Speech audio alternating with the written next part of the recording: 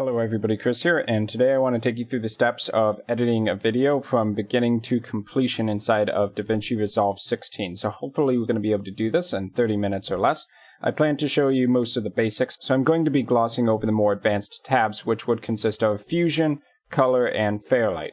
And instead we're going to be mostly focused on the Media tab, the Cut tab, the Edit tab, and then at the end for exporting your video, the Deliver tab. So to get started, we want to import video clips into our project, and the ideal tab to do that on is the Media tab over on the far left. So when you click on the Media tab, you can see the Media Storage section in the top left-hand corner. If you ever don't see one of these windows that I'm talking about, you can probably open it up by clicking on the name of it on the top bar. So with the Media Storage tab, we want to add in locations on our computer where we are storing media clips. By default, a few folders such as your user account video folders. By default, a few directories such as your user account /videos will be auto included here.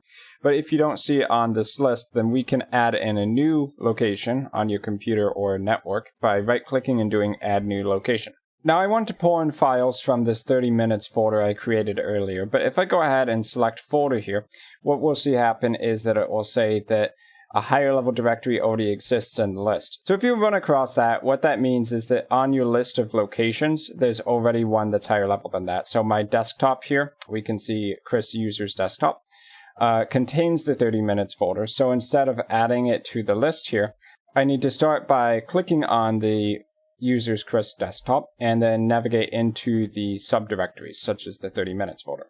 So here we have a few video clips. If we want to preview any of them, we can left click and it will pop over here on the video preview window. If you hover over a clip, you'll get a line that will indicate the position in the whole video clip that you're looking at, and you can scrub it to get immediate thumbnails of the video footage you're looking at. So that will help you identify which clips you actually mean to bring into your project and which ones are unnecessary, especially if you're working with a lot of videos. Now note that this is in the thumbnail view here. There's also the list view, which looks like this. So you can't see the image thumbnails of each of the videos. You can still click on them to open them up and scrub through the clip on the preview window over here. But the main advantage of the list view is that obviously you can squeeze a lot more videos onto the list, and then you can see more technical information about those items. By the way, if you want to expand a window, just go to the edge of one of your windows and left click, and then you should usually be able to scrub and expand one window by shrinking another. So to bring these video files into our project, I want them to end up in this clip pool down here. So I'm simply going to take these 3 video clips and drag them in their full entirety into the media pool. And depending on your project settings, there's a good chance that you'll get this pop-up which says that the clips have a different frame rate than the current project settings. So when you're creating your video, you're probably going to be aiming for a certain frame rate that you want the final video to export in. For YouTube, that's commonly going to be 30 or 60 FPS. So it's up to you if you want to change the timeline frame rate to match whatever the video is. In this case, I'm going to hit Don't Change. But if you want to see what the base frame rate on these videos is, a good way to do that is to open up the list view, expand it, and look for the FPS category. So you can see that these video clips are 30 FPS, 29.97 FPS, and 29.97 FPS as well. If you want to know what your settings for your current project are, then you want to go up to the File menu, do Project Settings, and you'll be able to see your timeline resolution and the timeline frame rate.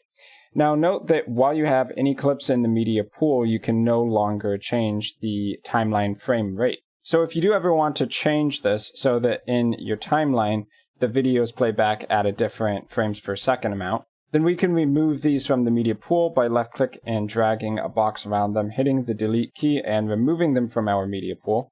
And now that the media pool is clear, we can actually change that timeline frame rate to whatever we want, whether that's 30 FPS, 60 FPS, or some other setting. So for now, I'm going to add these video clips back in. Once again, I'm going to hit Don't Change because I want to leave the final timeline resolution at 30 FPS.